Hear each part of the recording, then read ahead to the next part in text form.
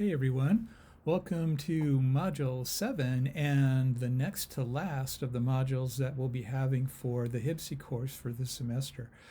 At the completion of this week's modules, I hope that if you've not had an opportunity to complete the challenges up until now, that you will use the very last week of the semester to get yourself caught up in the course. Next Thursday, which is the official last day of our class, I will begin compiling grades and that kind of thing, and certainly it's important between now and certainly Thursday of next week, Friday at the latest, that you get all of the things done that you need to, so that when I am putting the grades together, things will come out favorably for you. So if you have any questions about any of that, again, as I've mentioned in some of my other videos, be sure to reach out and let me know.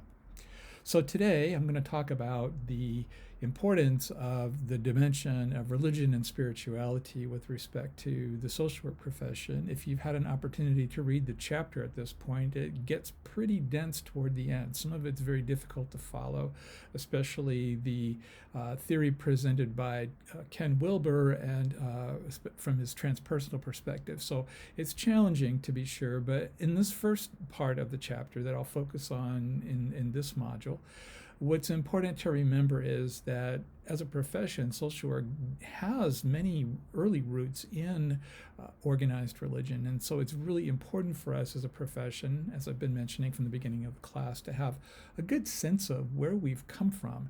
It's a little bit like the Big Bang Theory. Even though that happened 13.8 billion years ago, we are still, as a planet, as a universe, affected by that. In fact, there were some scientists years ago who won the Nobel Prize for being able to still detect some of the echoes of that very Big Bang experience that happened all those years ago. So in many ways, we as social workers are still affected by some of the Big Bang, if you will, that occurred as a result of our religious root. And again, that religious root is tied to a humanistic perspective, the Protestant perspective, along with our second root of social work, which is the scientific root, the one that a lot of the research courses and the theory courses and so forth are embedded in now. So religion and spirituality are kind of at the core of our profession. And this module in particular really looks at the religious and spiritual dimensions from a historical perspective, especially as it impacts policy development and those kinds of things as well. So primarily we'll be looking in this module at the historical connections between social work and organized religion, and in the next module, Module 8, we'll look more at the role of organized religion in the history of the United States and our profession, and as you know, at the end of the chapter, we'll be looking at some of the theoretical perspectives that go along with that. It's really important, I think, as social workers that we do have a grasp, whether we consider ourselves to be religious or spiritual people, that we have a grasp of how central religion and spirituality is in the lives of our clients, and the importance of being able to understand and acknowledge that in our work with them, no matter what level we're working at. So again, whether we're talking about individuals or we're talking about macro practice, we really need to be mindful of this.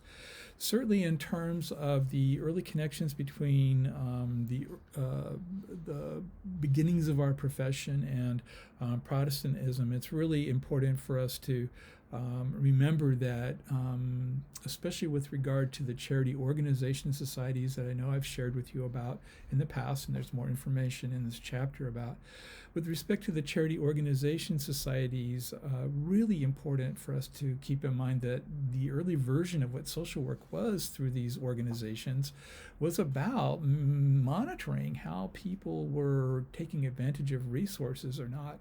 And certainly that perspective in terms of who was deserving and who wasn't was very much influenced by Protestantism at the time. And with respect to how people were taken care of, really the model was we didn't reach out to help people until they were really at the most penultimate level of their desperation for things. And so the idea there was, based on the Protestant work ethic, we didn't want people to become very dependent on us or think of having to rely on themselves in order to move past poverty or whatever challenges there may have been. In this chapter, it's nice that it starts off, I think, with a review of some of the major world religions. Even if you really are in good command of details about the different religions, I think it's probably a good idea to review these sections. There may be some dimension that you get new information about that perhaps you didn't realize before. And certainly, I think it's important as you're reading through the material in this chapter, in particularly this chapter, it's important to really put on your critical thinking cap and try to remember what you can, again, from your research courses about what's important to look for when we're reading different studies with respect to both the kinds of studies that are being presented as well as the positions of the authors in the text. So important for you to look for some important things that we typically talk about in a research course, like the data that's being presented in support of a particular position or point.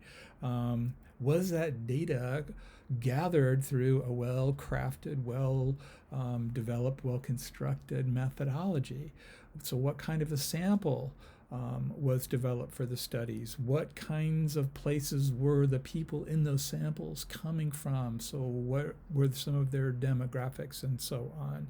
Was the sample size that was used in a particular study large enough to really support the use of the kinds of statistics that were used in that particular study? And then certainly we want to look at whether or not it's the kind of study that the findings are generalizable. So try to remember again, so what are the kinds of criteria that make it possible for us to generalize findings, and are the authors of the text or the researchers that are presented in the text, have they used those findings in a generalizable way, and is it the kind of material that can actually be generalized? And then finally, in cases where they aren't the kinds of findings that can be generalized and weren't necessarily meant to be, so for instance some qualitative studies and those kinds of things, we don't typically expect to generalize the findings from those studies, but was the analysis conducted on the data collected in those studies conducted in a way that is clear and meaningful and that kind of thing. So even though we're talking about an area of life and human experience that's really pretty next to impossible to quantify in lots of ways, important still to keep that critical cap on while you're reading through the different sections of the chapter. So that's more advice than anything else to you at this point, but hopefully you'll in the first part of this chapter become refamiliarized with some of the major religions, as well as how religion impacted the early days of social work. And in the last module for the course, we'll move into looking at, again, sort of how some of Protestantism and other religious institutions have influenced policy, as well as where we want to integrate some theories around religion and spirituality in our work at both the macro and the micro levels. All right, see you next time. Bye now.